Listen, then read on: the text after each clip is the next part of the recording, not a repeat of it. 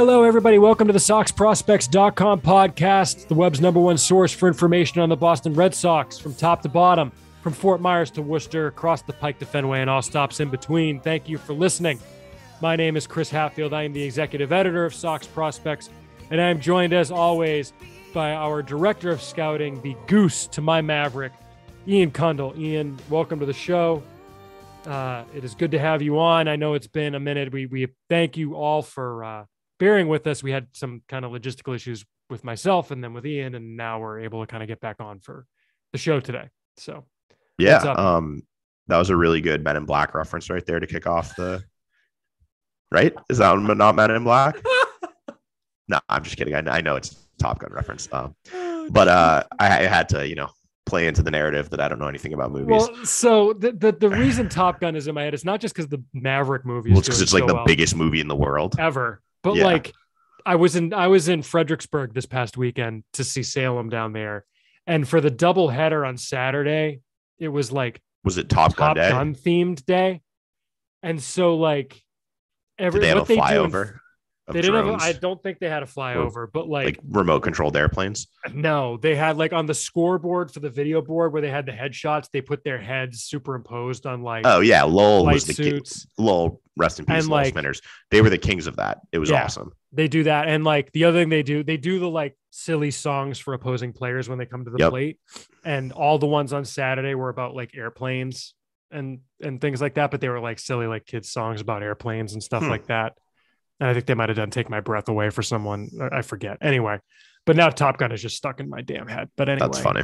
Yeah. Yeah. But we're not here. I thought you were going to say it's because like you saw the movie or something. No, I may or may not go see it. I've learned this week that my wife has never seen the original Top Gun either, So fun fact, I have seen the original Top Gun. Wow. Yeah. All right. I feel like my wife's going to hate it because she's big into the Bechdel test.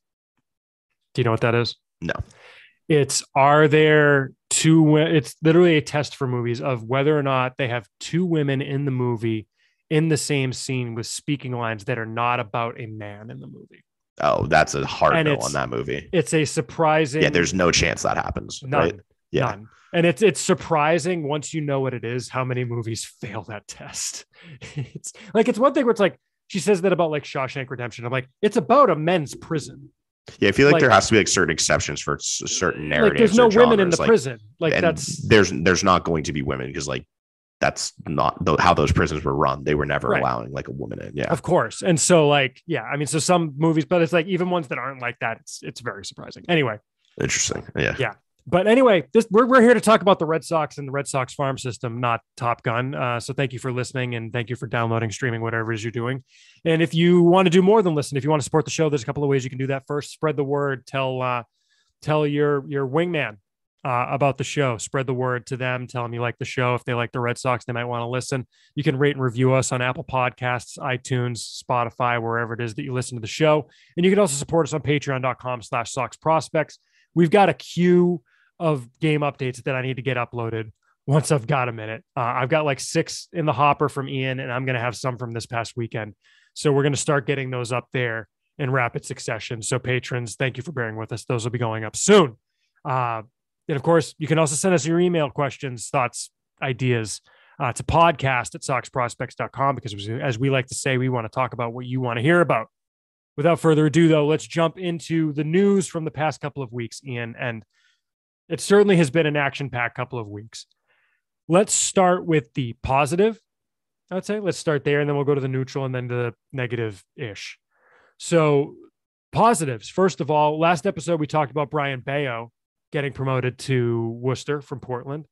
And I guess keeping on the wingman theme, did we talk about me seeing him for his AAA debut? I don't think we did. So we could talk about that today as well. No, we didn't. Because we recorded right as he got promoted. Yeah, because we didn't. No, because I went to his you went later, debut. So we do have to talk about that. But so we've got Bayo, and now he's joined by his wingman from Portland, Brandon Walter. So Brandon Walter, who was our pitcher of the month for April, who had a good first start in May, then had a couple of stinkers, but his last 2 starts were good enough that he's a 2-time Sox Prospects Player of the Week now. So he's been dealing lately. He gets the call to Worcester. And Ian, the thing with Walter, I got asked if this was a little quick for him in terms of number of innings pitched. And my response to that is sometimes it's less about innings pitched and just about showing that you are ready for the next level. And add the fact that he's not young, he's 25. I think it makes sense to move him up. It also wouldn't have surprised me if they gave it a little longer, but at the same time, if he's showing he's ready for AAA, you might as well get him to Worcester. Yeah, I mean, he had nothing to learn left in AA. We saw how successful he was, and it was funny, like that was a running joke among scouts. It was like, oh, am I going to be able to catch Walter when I see Portland, because he should be in AAA right now? And that had been an ongoing conversation for several weeks. So I think just around baseball, there was kind of an expectation that this was going to happen at some point, because I mean, when you look, what was his walk rate? It was like 60 strikeouts, 3 walks, and 48 innings or whatever. It was 3 walks. Yeah. He clearly wasn't being challenged.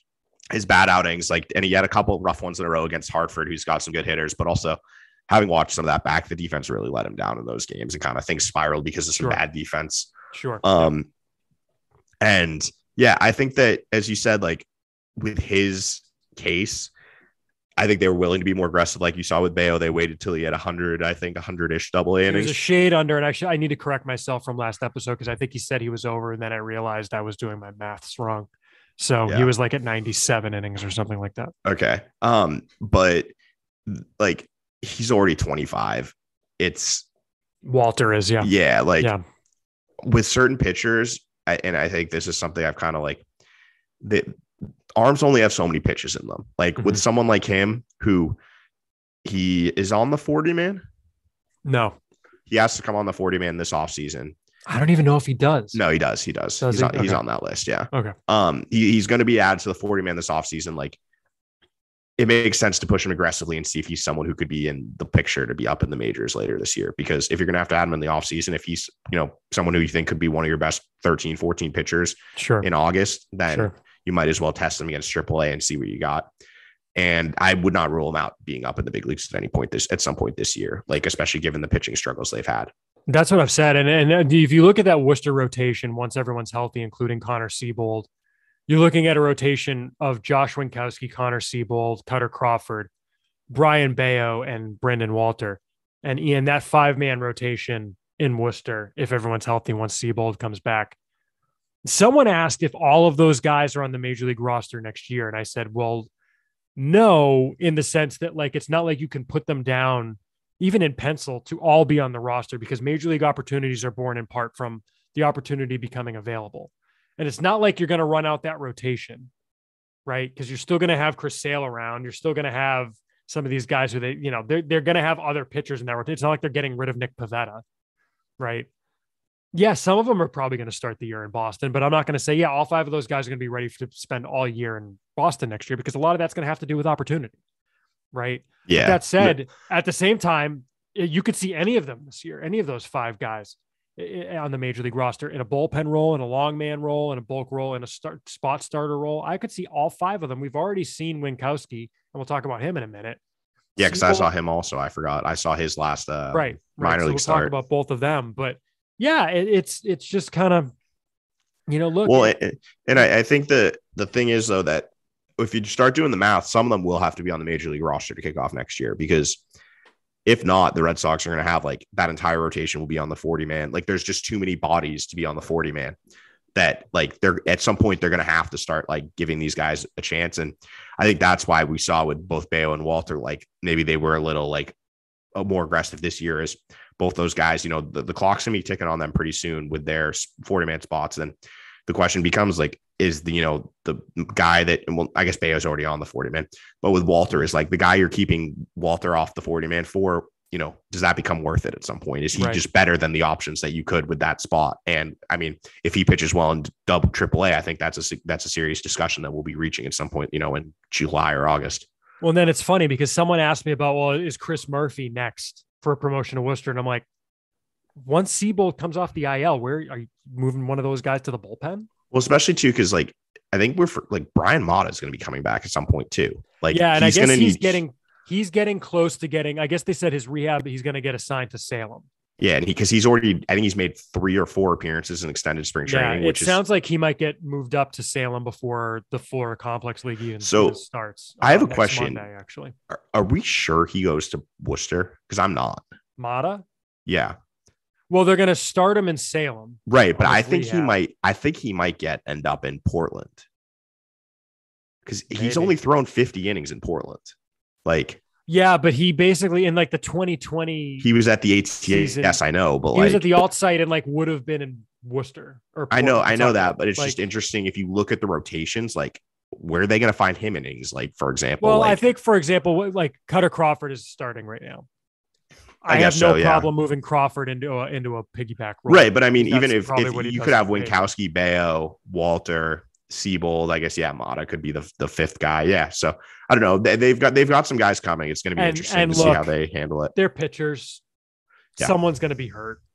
Unfortunately, you're probably likely correct. So like, that's just how it works. I mean, and in theory, at the end of the year, you got Ward coming back. Like, yeah. Well, no, not just the end of the year. He's pretty close, I think, to throwing in extended games too. Yeah, because if you think he had his surgery 2 months after Mata, so he should be 2 months behind him.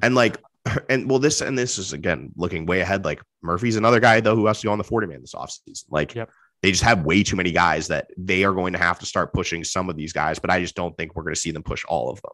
Yeah, no, of course not.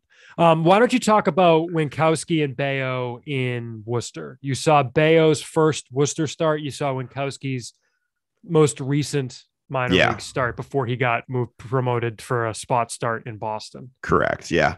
And I guess with Bayo, it was interesting because I saw Bayo twice in about a 2 or 3 week span, and I actually wrote something about it that will be going up at some point. Sorry. That was not sitting in my inbox. No, I know. It's sitting in my inbox. But the most interesting thing to me is Bayo. He was successful for two completely different reasons. In each start, or for a completely different reason each start. So the first time I saw him in Portland, as I talked about, his changeup was really good. You know, that was his main swing and miss pitch. And this outing in Worcester, he was featuring this 2-seam fastball. That is a pitch that he's really, I guess, made progress with this year. Mm-hmm. And if you go onto my Twitter, you'll see one of like the nastiest pitches I saw. Like when I saw this pitch, my jaw dropped, and especially when I watched it in slow-mo. Because it's a 2-seam fastball to a right-handed hitter that literally starts like over the middle of the plate and ends up almost hitting him. You know what blitz ball is? That game that John Boy plays? No. It moved like a blitz ball. Okay. It was like, it looked like a changeup. Like in slow motion, it looks like a changeup, but it's like, no, this is a 96 mile per hour fastball.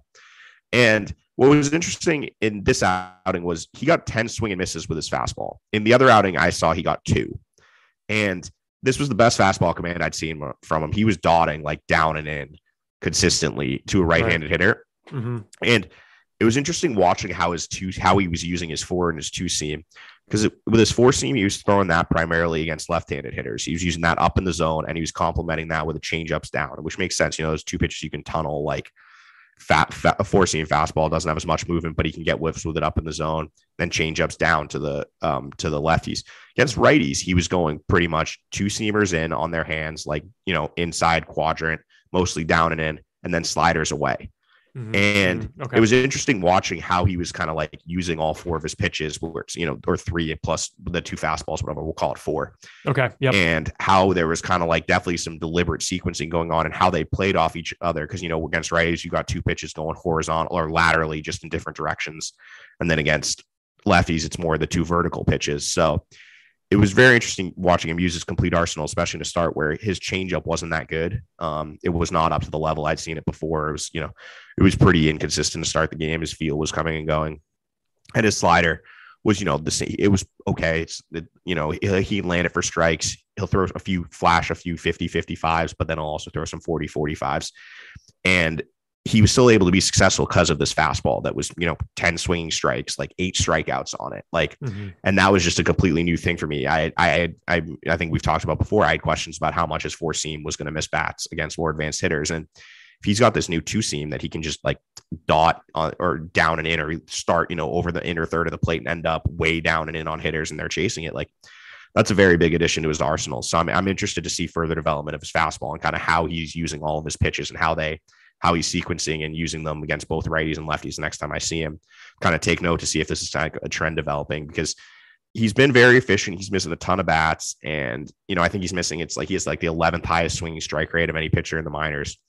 And, it's very exciting. He's really, answered a lot of critics or, people who question about his ability to start with the development of his arsenal and his command, the strides he's made with his control this year. The command, still a little inconsistent, but it's definitely improved too. So yeah, he's a really exciting arm. And I think we're going to see him at some point, especially if the bullpen continues to struggle, because, his career high in innings, I think, is 100. I want to say. Is that 120, true? Maybe? Oh, look. Yeah, it's 117. Yeah, that's, I thought so like, if he's going to pitch, and I don't think he's missed a start this year, has he? No. So yeah, he's he's already at 50 this year. Like, at some point they're going to have to manage his innings, and I would not be surprised at all if that turned into, well, we're going to manage it by calling you up to pitch in the major league bullpen. Yeah, but it also kind of depends on how the major league team is doing. Because as we've talked, I think we talked about this last week, you call them up if the team is, in contention, and that extra bullpen arm is going to make a difference. Why don't you then talk about Winckowski last start and what we saw from him in the majors a little bit. In the major league start, he went 3 innings, went 2 times through the order and came out, which I think was clearly the plan. Just you get 2 turns through the order and then you're out. And they were lucky that they had a pretty well rested bullpen, because Nasty Nate went 9 strong in the opener, so they had the entire bullpen available for game 2. Yeah, and he was hit pretty hard by the Orioles, if I remember correctly. Yeah. So Josh Winckowski. Yeah, and I was kind of I hadn't written anything about him, but I remember kind of tweeting about it when he was called up, and after seeing him, he was pretty good in this outing. It was like a 6 inning, 6 hits, 5 runs kind of outing against the Yankees affiliate. And it was a little deceiving because he had thrown basically 5 shutout innings, and then in the 6th he gave up a home run, and then he came out for the 7th, and I think he didn't get anyone out. He gave up like 5 runs or 4 runs in that 7th inning. But he's kind of like, he's a nice pitcher, and I mean nice enough. Like, I think I have him. I don't know if you have it up. I think I have him like 10th or 11th in my rankings, and he's around there. Winckowski, you had him at 9 or 9. Like, I think he's a major league arm. I'm just not still convinced it's as a starter. Yep. And the reasoning is, as we kind of what we saw in that game, is he doesn't have a lot of margin for error. Like, he's not like Bayo, where he has these multiple pitches to get swing and misses. He does not really have a true, like, I would call a major league quality out pitch. I don't think it's a single 60 pitch. Mm-hmm. I think he's at his best when he's mixing all of his pitches, which is, fastball, 4-seamers and sinkers, and then slider and changeup. And he's mixing all of those pitches and kind of keeping hitters off balance and generating a lot of weak contact. And the longer, guys get a look at him, the harder he got hit. And that was the same case in the game I was at. He was cruising through 5, and then that 3rd time through the order, they just kind of started to figure it out, and he couldn't even get an out in the 7th inning. Mm-hmm. And his stuff and can feel kind of like started to lag as the game went on. You could see his crispness and the competitiveness of his pitches was decreasing the longer he worked in the game. And it was just a clear drop off after about, 75, 80 pitches. Right. And it's something that kind of makes me wonder, and why I know some scouts I've talked to think he's better suited for like that bulk relief role that they're using Tanner Houck in, or that they used Whitlock in last year. Mm-hmm. Might be a better spot for him, because in that role, like, he can just be like a pitch to contact guy, miss an occasional bat here and there. There's not as much pressure on him to be like, as their margins aren't as fine in that role. There's more margin for error as a 3-inning reliever than there is as a starter. Where, if you have a bad start, you're taking out the bullpen for the entire game, the rest of the team. And yeah, that was, in this game, he only got like 8 or 9 swing and misses, like 6 strikeouts. And the most interesting thing was his inability to miss bats with his fastball. He got like 3 swinging strikes as his fastball the entire game. Mm-hmm. And you compare that with Bayo in a shorter outing, I guess 6 innings versus 6+ innings, but Bayo got 10. Like, that's the difference, is Winckowski just doesn't have that fastball. The velo's there, he's like 93 to 96, get up to 97. But in shorter stints, and like last year in the AFL, he was up to 99. He was sitting like 96, 98 out of the bullpen. Like, he has to be a little finer when he's pitching in the rotation. And, the slider's good. It's like 83 to 87. He'll vary the shape, but it's, as the game went on, he was hanging a few. He gave up, I think the home run was on a slider that he hung. No, it wasn't on a slider. It was there was another hit that was on a hanging slider, and like he was getting away with a few of them against a pretty bad lineup. And the changeup is just a weird pitch because it's like 90 miles an hour. And like he would also like I think he's throwing a cutter a little bit now too. Like, and those guys are just harder in this day and age to project them as a starter. And we saw, his limitations, I think, when he came out against the Orioles, and why there, are a decent number of people who think that long term he's probably better suited for like more of like a depth like bulk role than as a starter. Looking at other transactions from the past couple of weeks, Ian, we had a lot of overturn, and everybody's back though in the Boston bullpen. First, we saw Ryan Brazier option to Worcester on May 20th when Michael Wacha came off the injured list. A little while later, a little over a week later, he was back up with Phillips Valdez, with Hirokazu Sawamura going down to Worcester and Hansel Robles going on the injured list with back spasms. And then just a couple days later, when Matt Strahm went on the COVID injured list, Hirokazu Sawamura came back from Worcester. And then today, Strahm got activated and Matt Barnes was placed on the injured list with shoulder inflammation, because his shoulder is certainly inflamed. We're starting to see things kind of sort themselves out in the at least the back end of or front end of the bullpen. I think, Ian, with Brazier going down, he actually was pretty good in his outings in Worcester before he came back up. So I don't know if he figured something out or what. We'll see. But at any rate, I don't know if you have anything to say about any of that. To me, it's just kind of normal front end of the bullpen. I don't know. It's just tough because shenanigans. Like it seems like they only have really two reliable pitchers. I think Strahm and Schreiber are the only ones that Cora trusts these days. Austin Davis has been pretty good, but he still is not pitching any leverage outings really. Same, and Diekman's more like Diekman's fine as like a 6th, 7th inning guy. He's going to have a blow up outing here and then, but he also is going to strike out like 2 guys an inning. And I just think it's tough still that, when they have Houck, they're only limiting him to those bulk relief appearances, usually following Rich Hill or Wacha. So, you're just really limiting the flexibility of the bullpen. And we see like when they get on a winning streak of a couple of close games in a row, you just run into the who closes. And that's, I think caused by when you have Tyler Danish, Brazier, Valdez, and Sawamura in your bullpen. Like that's 4 guys who I think are easily replaceable. Who not easily replaceable, but who could be replaced by better arms. And, I just wonder how long it's going to take before they either go out and, try to acquire a reliever via trade, or if, we see them give a shot to someone maybe with a little more upside. One of the younger arms, like a Frank, we don't know how to pronounce his last name. Herman. We heard it was German, and just for the background, we heard it was German, and then in the AA roster pronunciation guide this year, it said Herman. So yeah, and then the AAA one went back to German. So right. By the way, I should mention Ian Houck came in the 7th and threw 2 innings tonight following Whitlock. Did he? I didn't realize that. So I don't know. And actually on Twitter, folks mentioned like, I wonder if they're kind of turning him into more of a late inning arm, which I would like that. I would like that too, especially a regular relief arm, and then you go with a Winkowski or someone as the bulk guy. I would 100% agree with that, especially, well, they can do it now too, because if they've just basically decided like Sawamura can go multiple innings, they'll just throw him out there, let him be the bulk guy, like, or let Tyler Danish do it. Yeah. Like, I would just rather Houck pitch, more relevant innings than he is than just being a guy who comes in for innings, 4 to 8 or 5 through 8 after Rich Hill once every 5 days. Mm-hmm.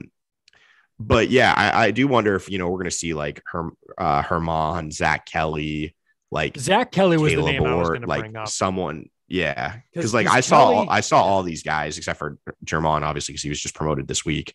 But I saw basically the entire bullpen minus Durbin Feltman when I was out in Worcester, and the 2 guys I'd say like who stood out the most were Ort and Kelly. Caleb Ort, yeah, Zach Kelly, yeah. I mean Kelly. The thing with relievers right now, because people are, if you're going to go look at his line, like it's early enough in the season that 1 or 2 really bad outings are going to destroy your season line. Yeah, Kelly has 2 outings where like At one point, he had 11 walks, and it looked like a lot, but 7 of them came from 2 outings. Yeah, Like, it's of his 13 yeah. outings. He has had an 2 outing where he with just- yeah. he has an outing where he walked 4, gave up 5 runs. Then he has another outing where he walked 3. And the thing you have to keep in mind is that in the majors, you get yanked before it gets there. In AAA, you're out there working on it, and you're going to stay out there for the inning if they can get the inning out of you. Well, the thing is, like, even if you include some of those bad outings, like, he still has good numbers for the year. Like, I'm just taking as like a sample of, or I mean, let's look at his. Well, I'm just saying. So, for example, if you were going to look at his walks per 9, it's higher than it. Like, it looks high because it's inflated by those 2 outings where he walked 7 guys. Because if you take those out, like he has like if you take those 7 walks out, he has like 7 walks in 18 innings or so. That's fine. Yeah. Like, if you look, opponents, even include his entire year, opponents are hitting 219 against him, 341, 233. So the OBP is high because of the walks, but he's very hard to square up. It's a lot of weak, like fluky contact with how I described it. And I think the stuff is good. It's a mid 90s fastball, like a heavy fastball, plus the better changeup. Like, it's an incredible changeup. With the separation, it's like 80 to 83. Mostly like 80, 81. And when you're popping like 95, 96, if you're getting, 14 miles an hour of separation from your fastball to changeup, like, good luck. Like, I saw him triple up on the changeup, which was awesome to see. I just love it when pitchers are just like, I know you can't hit this, so I'm going to throw it over and over again. And it was 1, 2, 3 straight pitches, strikeout. Like, the guy had 0 chance against it. And I think it's just interesting too, with the way they've been using him. They've been like bringing him in mid innings. Like, he pitched back-to-back days. Well, they did that with Ort too. And that's what I was going to say. It was interesting that they did that with those 2. And I think they did it with Herman and AA. Yeah, they did. Where they just brought them in on back-to-backs, and they rarely do that. And that was just very interesting. So I do wonder if I think part of it was, what does your stuff look like on day 2?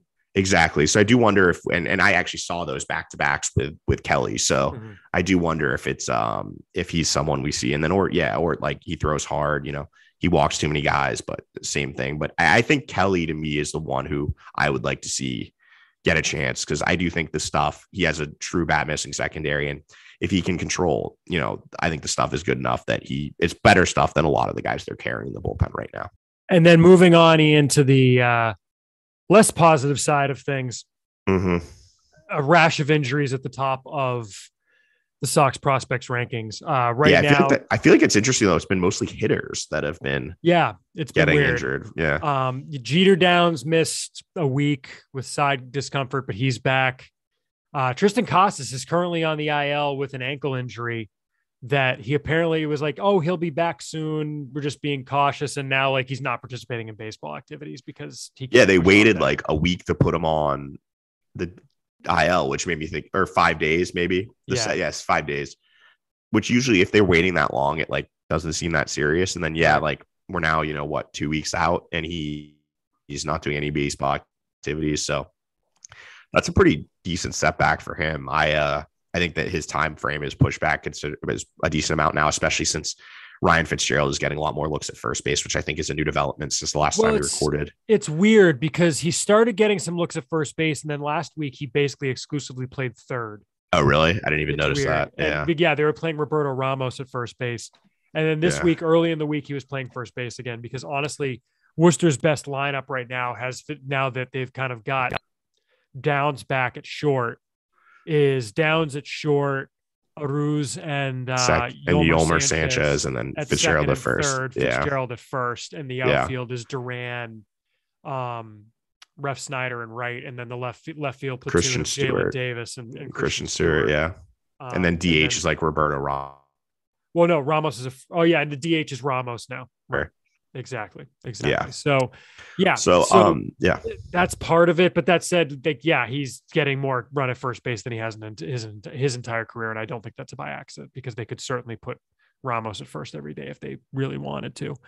But Casas has been out, and now Marcelo Meyer. I went to Fredericksburg, as I mentioned, to see Salem, and I did not get to see Meyer because he was at the end of he got hurt. He was out for a couple weeks, came back and played like 4 times in a little more than a week. hadn't played a little bit and then went on the IL. And then he was out for another week or so. And then he just came back this past Monday for a Memorial Day matinee.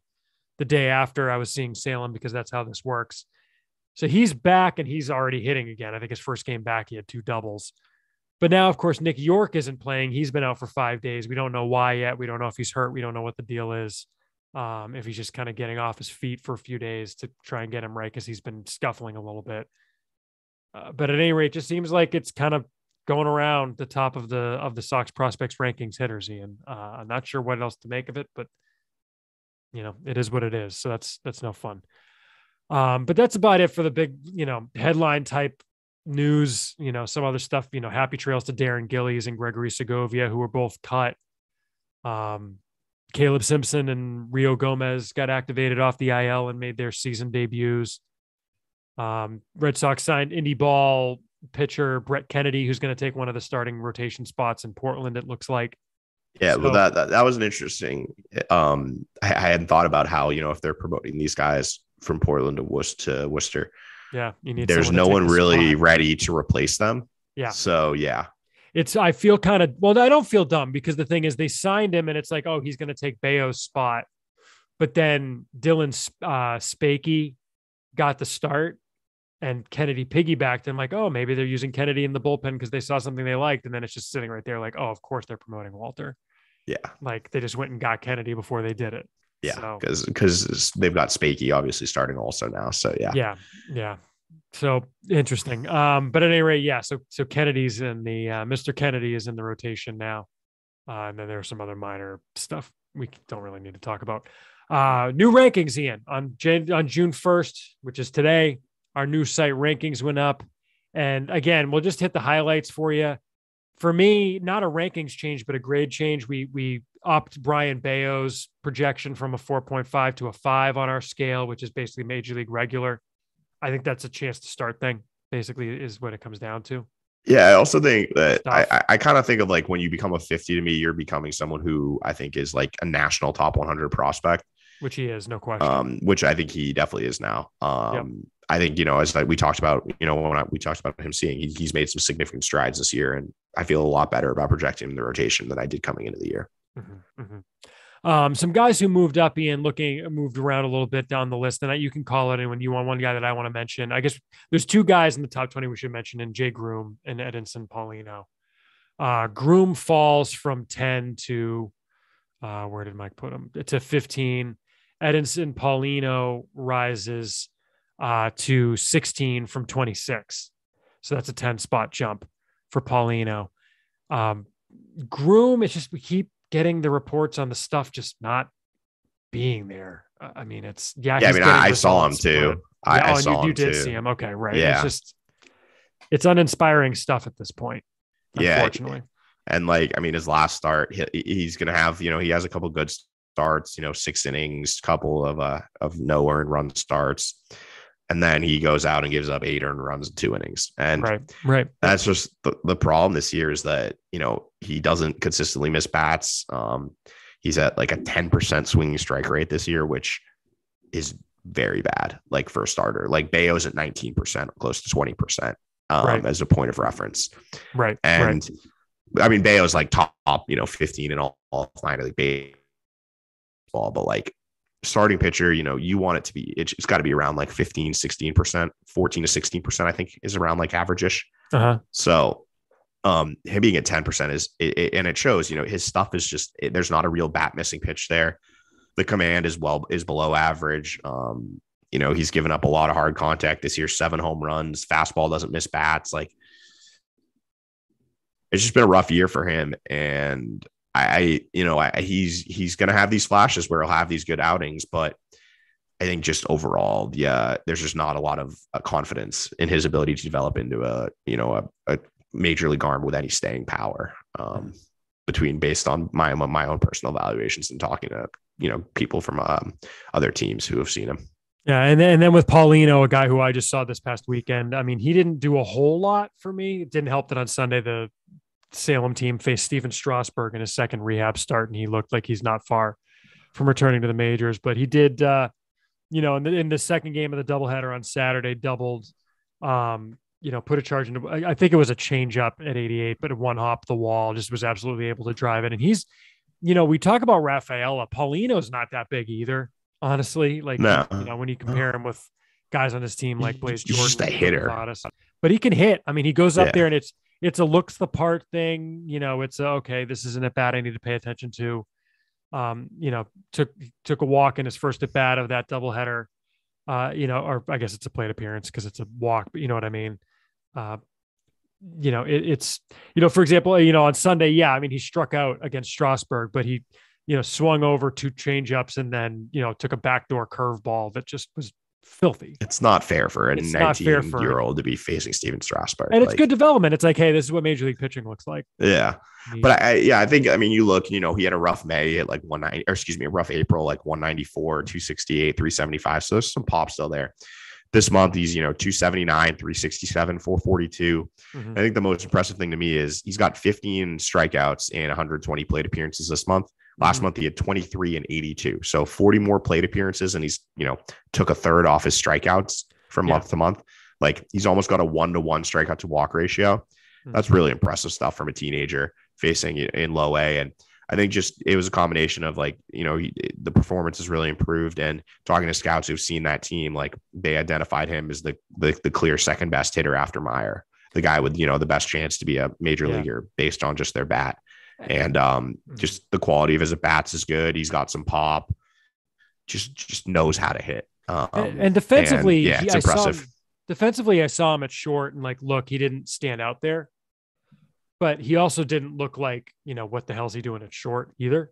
He looks like he's probably a third or second baseman or maybe some kind of a utility player. Yeah, I think he's probably a second baseman, but but he also just didn't look horrible there either. I mean, because we've seen guys. Well, no, and the problem is that what is this guy doing at short? Like, the problem for him is that they have who's the shortstop on that team? Meyer, obviously. So they have a pretty good everyday shortstop. And they also have Brainer Bonus. He plays shortstop too, but he's Briner. Briner. I mean, Briner mostly has been playing second base, which I think part of it is just to keep him in one spot. Yeah, he played shortstop when I saw him last year at the end of the year. He's got the better arm by far. It's a really good arm, but I think it's just, the one. I don't think either of them are shortstops, honestly. I think Meyer's the only shortstop on the team. But it's just, they're guys you play at short and low A.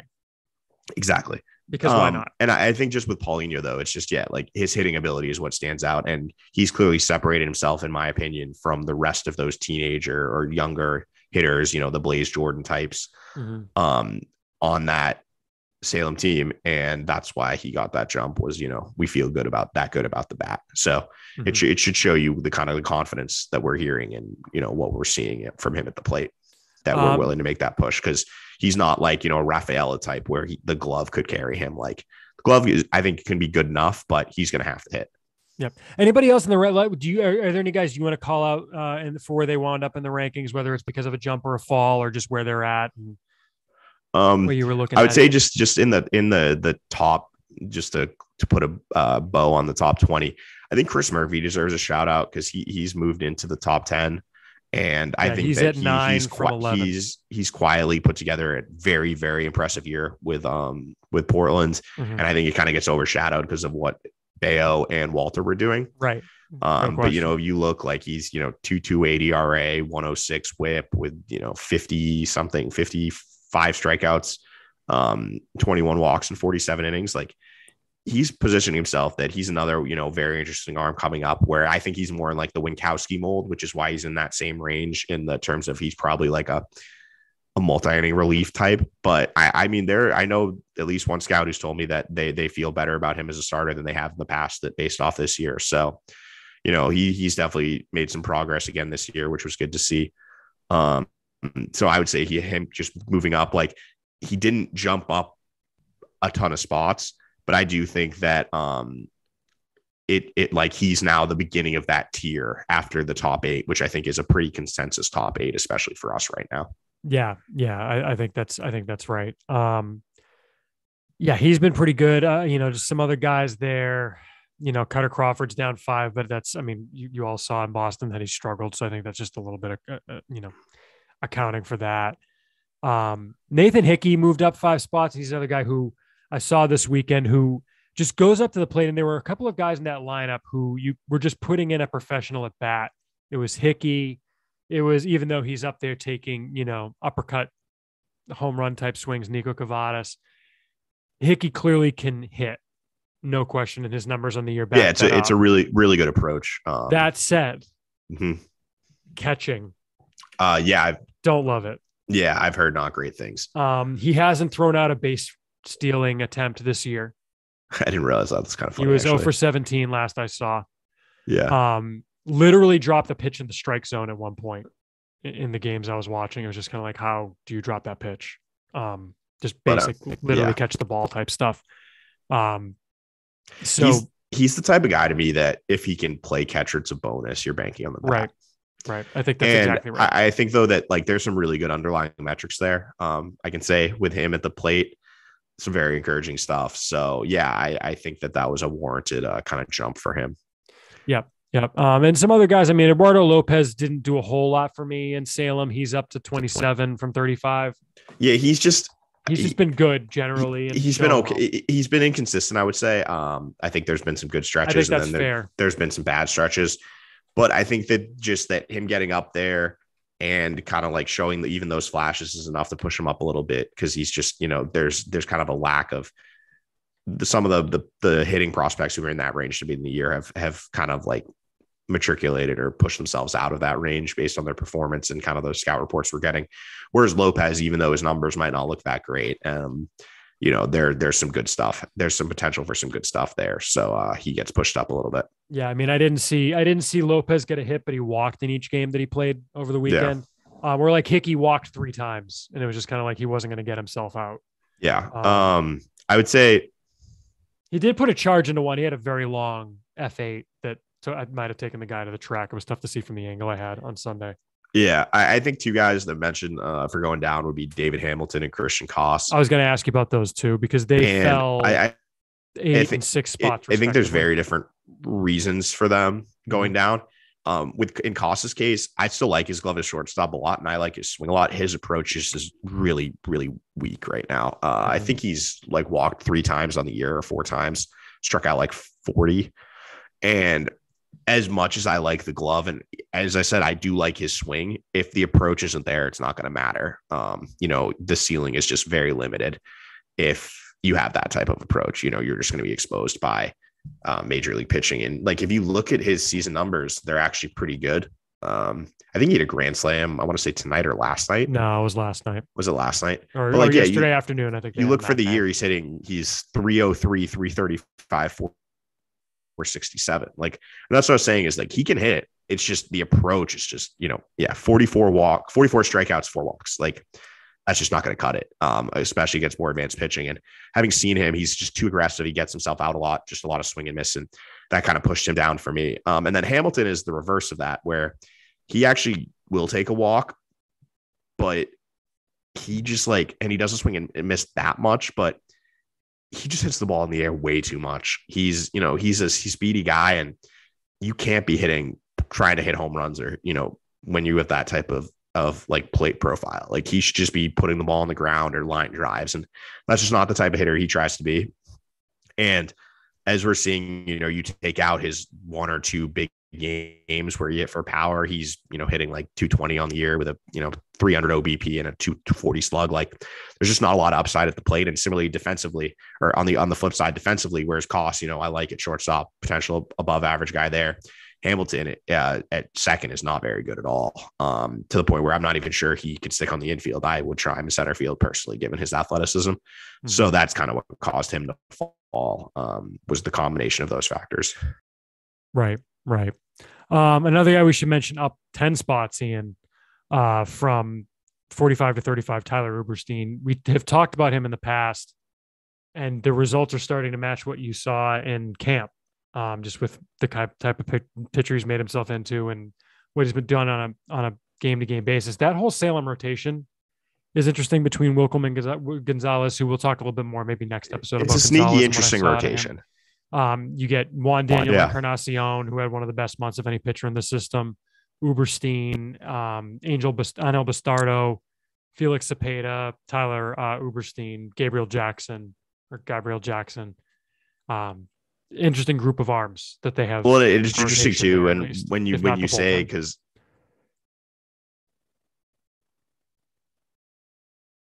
yeah, it's an interesting rotation. And as you said, like Gonzalez is clearly the top guy, but and Uberstein has done a good job kind of carrying on from a strong spring training. And as you said, like his performance has been good. Scout feedback has been, solid enough.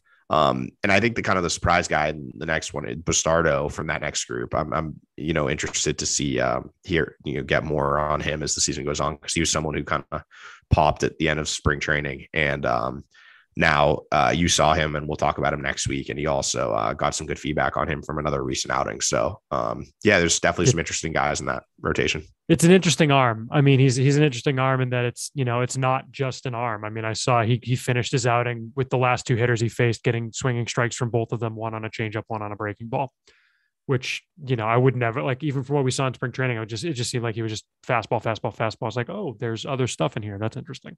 So I was glad they called. I'm glad they activated him off the IL while I was down there, because it was good to see him. Anyone else we really need to hit on? Probably not. No, I would say just as a kind of a general rule, just I think of one thing, but go ahead. I was just gonna say, just as a general kind of rankings thing, that I think like next month and the month after there might be some substantial changes, because we're going to be finally getting scout reports and feedback on the FCL and DSL starting up, with the FCL and DSL starting up on guys who have been extended. Mm-hmm. And obviously there's extended stuff. You can take some away from it, but you really want to see them in game action that counts. And so once that gets going, there's a lot of guys who I find pretty interesting, who are going to be on, especially that FCL team is going to be loaded. And before they've even added a single draftee, which is exactly. And so there could be some guys that shoot up or kind of move down, and especially in like the 40 to 60 range, I think we could see some fluidity over the next couple of months. Yeah, I think that's right. So we'll see how those rankings move. And if you've got any questions about the rankings, you can hit us up on the email for the podcast. That's podcast@soxprospects.com. And Ian, I think, do we want to move on to said emails? If I can find my phone, again, hit us up with your thoughts, questions, concerns, whatever it is you want to hear us talk about, because that's why we're here, darn it. So we've got a whole queue of these, Ian, so let's get right to them. First question from Brian. He says, hey guys, are you at all worried about Tristan Coss' batting average and home run totals in AAA? We heard that Puller Park is a bandbox for left-handed hitters, but Coss doesn't seem to be taking advantage of it. He then asks about going through advanced metrics. Seems like his walk and K rates are great for the level, as well as line drive percentage being over 30%. He also sprays the ball to all fields with his approach. The one knock I could find was his infield fly ball percentage being at nearly 18%, and that is in line with what he's done at other levels. Some of the top hitters in baseball are closer to 5 to 10%. I think you hit the nail on the head, Brian. He's getting fairly unlucky, honestly, is what it comes down to. I'm not worried about Tristan Casas at all. Yeah, I'm not that worried. The underlying metrics are pretty good. I think the one thing I've noticed that I think actually more so than what you were talking about is he's had some struggles against lefties this year. And that's something that I do think is more relevant than the statistics he's putting up. Like against lefties, he's 222, 333, 306. So just not a lot of power. So versus against righties, he's slugging over 500. So yeah, I think that the numbers don't really concern me, but I'm watching the platoon splits, because that is something that is relevant, especially as we get closer to him making his big league debut. Mm-hmm. Our next question comes from Chris, and he says, thank you for all of your efforts to educate us on the Red Sox farm system and the minor leagues in general. It's greatly appreciated. I have a question on trade value.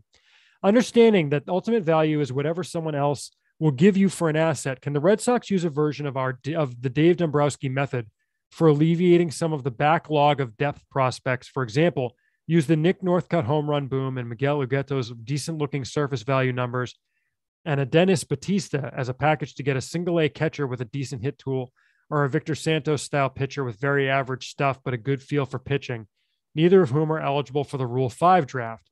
Or would the better method be to package the same prospects with a current major leaguer with diminished value like Barnes, Brazier, or Bradley to achieve the same results? For example, Brazier and the aforementioned prospects for the same return. I'm not expecting a Bradley and Barnes for Trout trade, but more like the Ibar for Coss result. Thank you for your time.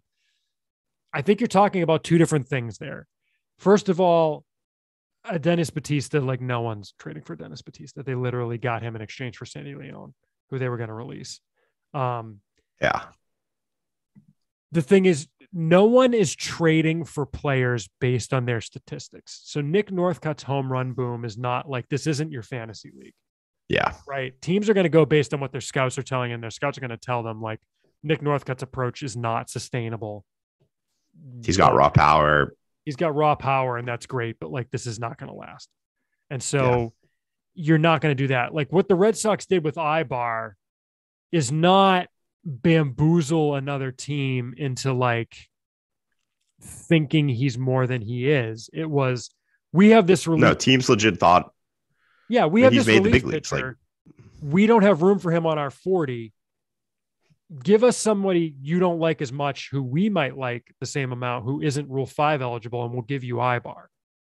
That's what that trade was. That trade wasn't consolidation. Like you don't package 3 nickels to get a quarter, or even, 2 nickels to get a dime. That's not how trades in the minor league. The Ibar Coss trade is how I would call it. It's like trading a nickel for a Buffalo nickel.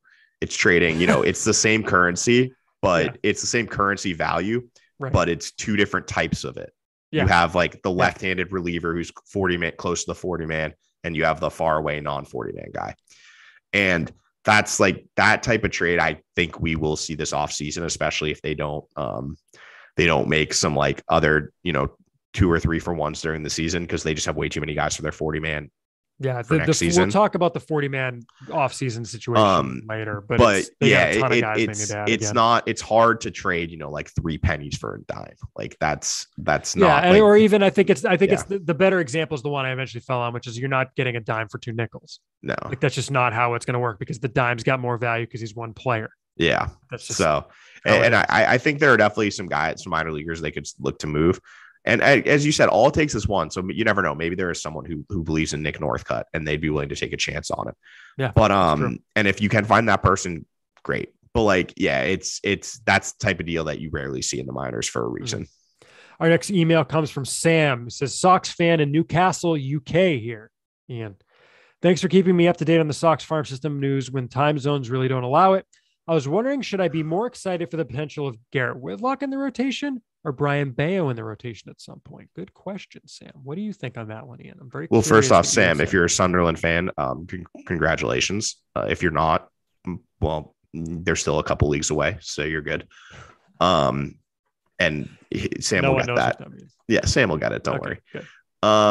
Sam. Well, I guess if he's a Newcastle fan, you don't have to worry about it. They're still a couple leagues away. But anyway, great question. And so I don't know what the answer is myself. Yeah, it's interesting, because especially with the way Whitlock is pitching weird right now. Tonight, you saw what he did tonight, right? He got through 6 innings without runs, walks, or Ks. His stuff is down considerably. Like his fastball velo was down like 2 miles, or not fastball, sinker was down like 2 miles an hour. His slider is significantly slower than it used to be. He's not missing, like his underlying metrics with his pitching is not great right now, but he's still effective because he's Garrett Whitlock. And so I would say Whitlock. I want to see what Whitlock looks like after a full off season, because I think that, his overall pitch mix and arsenal is slightly better than Bayo's when it's at its best. But Bayo is closing the gap pretty quickly. And they're both very exciting guys who, you could potentially dream on being, members of the rotation for 5 to 10 years to come, which is a pretty exciting thought to say, I think, given the Red Sox have had some inconsistencies with developing homegrown starting pitching prospects. Yeah, I think, I don't know where to go with it. If you ask me a different day, I might have a different answer. Great question, though. Thanks for sending it. Next email comes from Ethan. And Ian, he says, Heimblum has commented multiple times that the system isn't where he wants it to be, even though it's obviously improved leaps and bounds the last couple of years. Theoretically, it can always get better, so I'm sure the Red Sox will always pursue improvements. But realistically, what specifically do the Red Sox not have right now that they need to get to a level of the model systems, like the Dodgers, even if they aren't always ranked at the top? Hopefully this question makes sense. Ethan, it makes perfect sense, Ethan. And to me, Ian, the very clear answer is blue chippers at the top of the system. You've got now with the big three we've talked about. We've got Bayo starting to approach them. We moved him up to a 5. They still only have 4 prospects we've ranked a 5. We've graded as a 5 or better. And that's the difference between, I'll even say, between the Red Sox system right now and the Red Sox system of 17, 18 was the kind of peak level when they had, or maybe a little before that, probably 16, 17, back before they started making trades for Kimbrel and Sale. It's the blue chippers. Once you start getting 6, 7, 8 guys that get considerations for top 100 and things like that, again, I think they're starting to get there. Jarren Duran at 5, if you really like him, maybe he's sneaking onto a top 100. Brandon Walter, if he throws in AAA like he did in AA, I think he starts getting that love. And who knows when Brian Mata comes back, what he looks like. Miguel Blaise, once he starts playing games, I think it could get there. Your first round pick this year, does someone fall into your lap? I don't know. That said, I think that's the difference. I think that maybe the depth could be better too. No, I think it's more the depth thing. You think it's more the depth? Yeah. Okay. Because I think they have, if you look at it, they have throughout 3 guys I would call blue chippers. They might not have those like 50 to 100 guys, but I think the thing is that I think there's a pretty substantial drop off after about 8 right now. And then there's a couple other interesting guys. And then I think there's another massive drop off at around like 12 or 13, depending on where you want to put it. Well, based on our numbers, it looks like the drop off is after 14. So what you're talking about right now, Chris Murphy. I would have it at a different spot, but yeah, like I think that. Which the numbers don't necessarily show it, but it's like Murphy 9, Winkowski 10, Seabold 11, Wilkelman Gonzalez 12, and then Jeter Downs 13, Cedon Rafaela 14. I think I get where you're coming from on that drop. Like Downs. For me, like I would love to have Rafaela and Downs closer to 20 in the system, for example, or like someone like Seabold. Like, I mean, I'm just looking at you look at the Rays Fangraphs prospect list. Yeah, I mean, that's like, and obviously the Rays are like a model thing, but like you go down to like 26 is like a 40 plus still for them. On like Fangraphs. Yeah. Yeah. Like, and they have like JJ Goss there, who JJ Goss for me would like, I mean, actually, I don't know how he's done this year, but like coming into this year, based on what I knew about him, like he's someone who I would have in that tier from like 10 to 14 right now with those pitchers. Right. And I think that's the difference is like, they just have guys at every level, at every position who are interesting. And the Red Sox, they have interesting guys, but all of the guys, once you get past about like 15 or 16, like I would love to have them 10 spots lower. I don't love them where they are currently ranked. Mm-hmm. And that's like, I think the big difference is like they're missing, 5 to 10 guys who could slot in from that, 5 to 15 range. Mm-hmm. Our next email comes from Andy. He says, "Hey, Chris and Ian, now that Bayo is one step closer to the bigs, do you know what an inning cap might look like for him this season?" We talked a little bit about that. Then he asks, also, is there any general formula that the Red Sox follow when increasing a starter's workload season to season for prospects? Thank you. Good questions, Andy. Thanks for the email. We don't know. I'm sure there is, but it's usually it's usually kind of 20 to 30 at most. I think it's the rule of thumb we used to use, which I don't know if it applies anymore, especially coming off of the COVID seasons. Well, that threw everything for a loop. Which threw everything off. And plus, there's plenty of work being done that's probably being kept track of in January, in camp, in fall instructs, Arizona Fall League. Yeah, not all innings are created equal. Not all innings are created equal. The rule of thumb used to be like 30 a year. You go up. No more than that, because once you start going above that. But that said, I don't know if that's what the current structure would be. But yeah, but that I think that's like his career high coming into this year was 117 back in 2019. And so, I mean, he threw 94 last year. So it'll be interesting to see what they do with him this year. Definitely. Mm-hmm. The next email we're going to read comes from Brian in Nevada. And the subject of the email, Ian, is why Hernandez's hard hit percentage is down. And I think this is Ronaldo he's talking. Oh no, this is Kike Hernandez. Okay. It wasn't clear which Hernandez he was talking. I mean, it could be Alexis too. I'm just kidding. That's not yet, but fair. He says his infield fly ball rate is 25%, which is shockingly bad. He's hit much better versus left-handed pitchers. So the Duran platoon idea does seem to make some sense. Put Hernandez in there as a pinch hitter, defensive sub late when Duran starts. Keep up the great work, Brian in Nevada. Don't agree at all. He admittedly, so to be fair to Brian, he sent this email on May 24th. Before Hernandez started to kind of get his. I was about to say the last 2 weeks he's hitting over 300. Yeah, I and this is why you stick with guys. You don't freak out after 2 months. And the other thing is I don't want Jarren Duran anywhere near center field with this pitching staff. So yeah, agreed. And then let's see, our next email we'll maybe do one or two more, and we've got a whole backlog. We'll do some more next week. Oh, let's do this one. I like this email. This is from Tyler. He says, which tool on a prospect is the most exciting? Phrasing, Tyler. Which tool on a prospect is the most exciting for you guys as an 80 potential? For example, do you get more excited over an 80 hit or 80 power? What about for pitchers? And Ian, we've gotten the question of what the most important tools are. Mm-hmm. To me, this is different. This is which 80 tool would you be most excited about?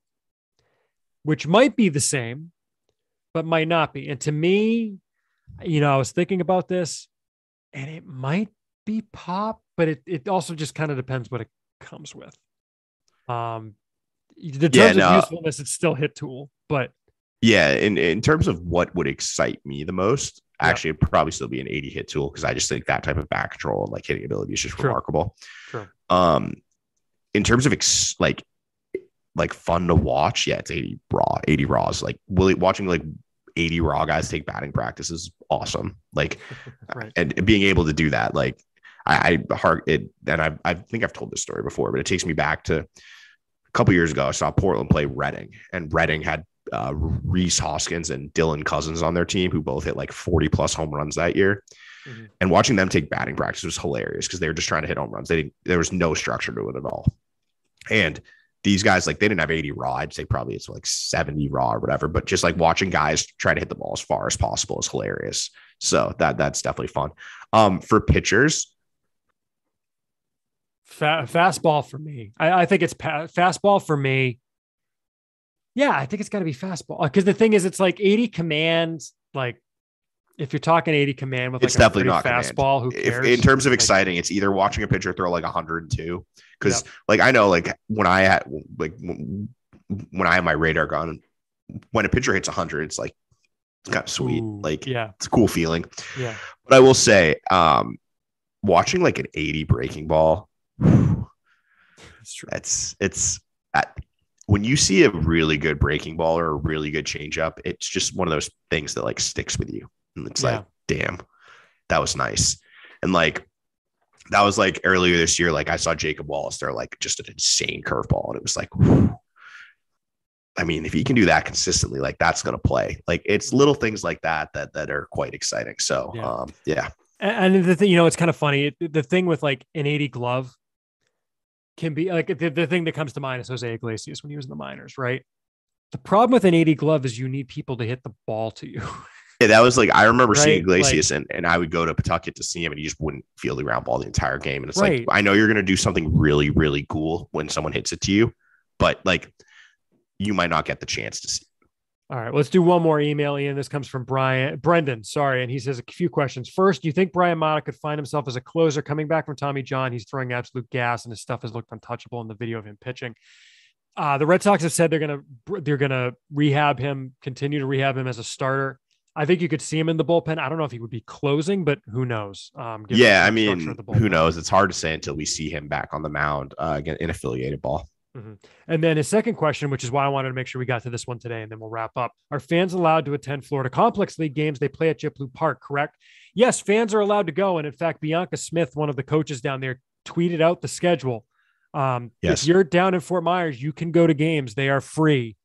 I don't know that they are always in the park, but most of them are. They might be for most of them. Yeah. So go check them out. I mean, they're at Fenway South, and they're going to be the only game that's there, so it should be fairly obvious what's going on. But yes, you can go. And we'll probably talk about that next week because we'll have rosters and everything. Yeah, we don't have rosters yet, so we'll do a preview next week. But yeah, I would highly recommend getting down there. I think that FCL team is going to be very talented, And especially if they're playing in JetBlue, sometimes they even might have like the TrackMan on, and you can see out in the outfield, they'll show like the velos and stuff like that, so you can get an idea of what guys are throwing and when they hit the ball, how hard it is. So it's a really fun, nice setup down there, and I would highly recommend definitely going to check it out if you can. All right, well, that's going to do it for us. Thank you all for listening. As always, we want to thank you for downloading. We want to give you a heads up to follow us on Twitter. You can follow Ian at Ian Cundall, that's IANCUNDALL, and follow me at SP Chris Hatfield. Follow the site on Twitter and Instagram at Sox Prospects. And, of course, keep your eye on our news page. Keep your eye on the website. Follow along with the rankings, with the news page and all that great stuff. Plenty of good stuff on the website that you'll like. And, of course, if you want to support the show, you can support us on patreon.com/Sox Prospects. And we want us to give a shout-out, as always, to our $5 level Patreon supporters. That'd be Kyle C., Tyler Woodrow, Jeff Trainer, David Nardone, Tim Harding, Bill Stanton, Deb 1011, Kirkwood, Hurricanes 1, Chris Fox, James O'Hara, Nathan Kennan, Andrew Wallen, David B., Ben Burnett, Al Mendel, Kevin Katridis, Ben NRI, Paul Denyer, Lendell Martin, James P. McMahon, Stephen Gregory, James Bailey, Andreas Goldstrand, Corey Perrick, Forrest Perkins, Mark Herman, Aaron Meta, Jeff Harwood, Jimmy Mountain, Brian Cowan, Dusty G., Pavel, Jordan Shabbat, Jeffrey Scruggs, Nicholas Staropoli, Bob Intron, Mike Kawano, Chris Bollier, Curtis Waltman, Michael Stewart, Keith Fox, Caleb Farron, John Kane, Andrew K., Tim Ware, Michael Murphy, Jason Stoneburner, Jack Monahan, and Sam D. Thank you all for your support. We appreciate it.